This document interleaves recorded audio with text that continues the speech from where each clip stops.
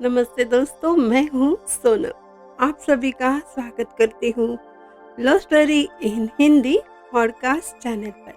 आपने सुना है ना, प्रेम रंग और राज और सुहानी के बीच जो तकरार चल रही है, उसकी वजह आप जानना चाहते हो। और इसी एपिसोड में हम आपको बताना भी चाहते हैं कि आखिर सुहानी ऐसा क्यों कर रही है राज के साथ। तो चलिए सुनते हैं प्रेम रंग पार्ट नंबर 33। एक सरफिरा आशिक सुहानी का। सुहानी की बात सुनकर पूजा को समझ नहीं आता क्या करना है, क्योंकि राज की तो हेल्प लेनी नहीं है। वो दोनों कैसे उस अनजान से मुकाबला कर सकती है।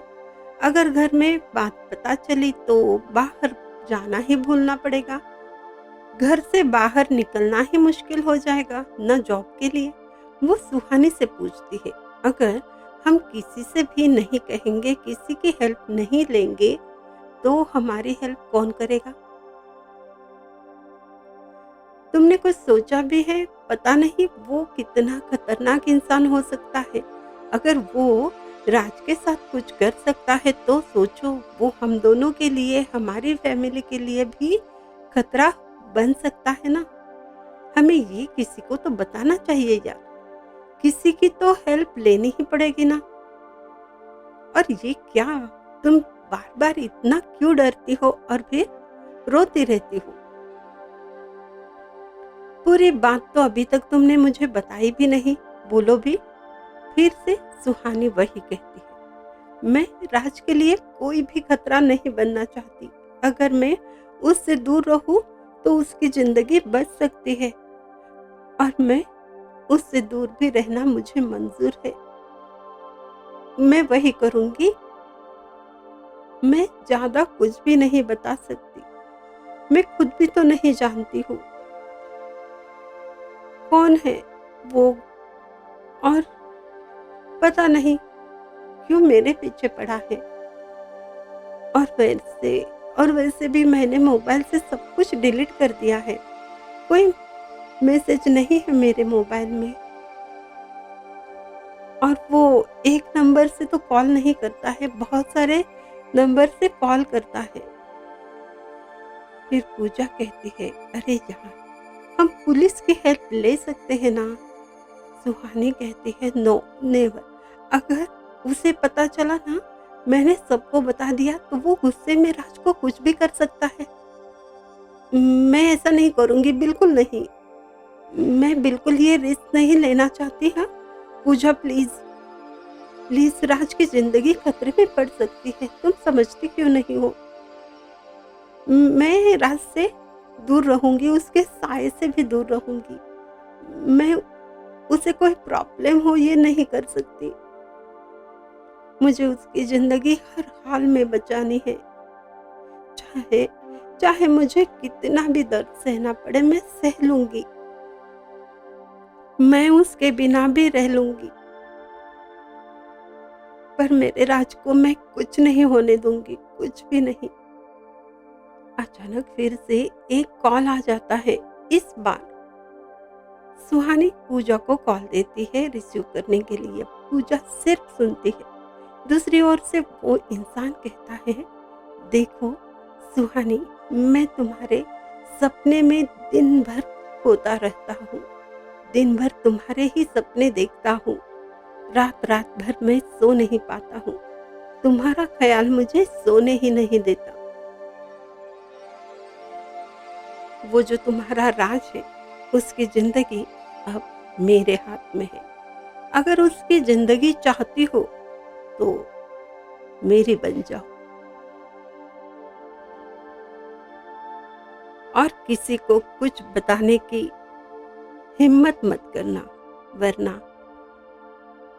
पूजा सारी वॉइस रिकॉर्ड कर लेती है। फिर कॉल बंद हो जाता है। पूजा सुहानी से कहती है, ये तो जो भी है हम उसे खोज लेंगे, बस तुम हिम्मत मत हारना। एक बात देखो, ये बात तो है, मुश्किलों से तुम्हारे राज की जिंदगी बची है। और वो बचाने वाला कौन है? भगवान है। तो तुम इन शैतानों से क्यों डर रही हो? जब ये बात सुनती है सुहानी, तो वो कुछ देर के लिए उसे रिलैक्स फील हो जाता है। वो चुपचाप सो जाती है। मॉर्निंग ऑफिस के लिए रेडी हो जाती है दोनों भी।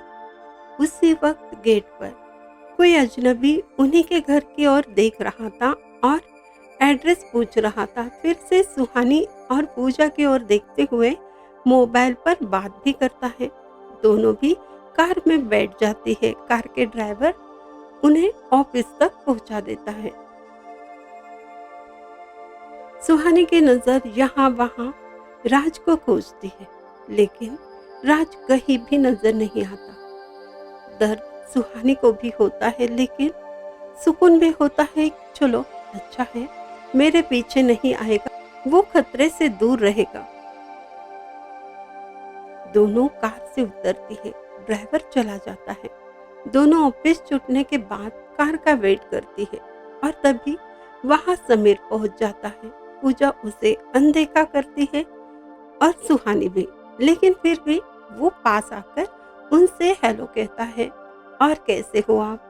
बहुत दिनों बाद मिले हो, हमें तो लगा आप भूल ही गए। एक नजर पूजा की ओर डालते हुए समीर कहता है, वैसे अच्छा हो गया आप दोनों यही मिल गए, वरना मैं तो घर आने वाला था। वो मेरी सिस्टर है ना, उसकी शादी है, उसका इनविटेशन देने आया था। प्लीज प्लीज आप जरूर आना।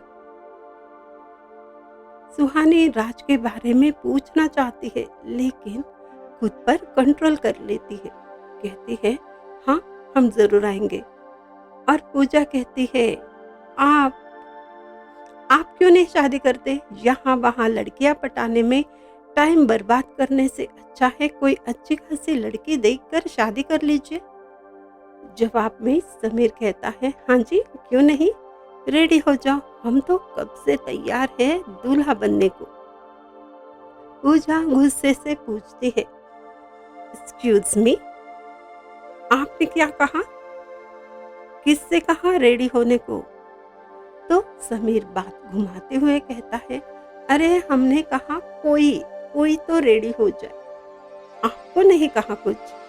अगर आप वही सोच रही हो तो मैं मना नहीं करूंगा। उसकी बातों से पूजा और गुस्सा हो जाती है और कहती है, अरे वाह, ये तो अच्छा है, जो मैंने कहा भी नहीं वो आपने सुन लिया। और आपको बता दूं, मुझे कोई इंटरेस्ट नहीं है, ना शादी में ना आप में। उसकी बात सुनकर समीर कहता है, ओके वेल ठीक है, जैसे आपकी इच्छा।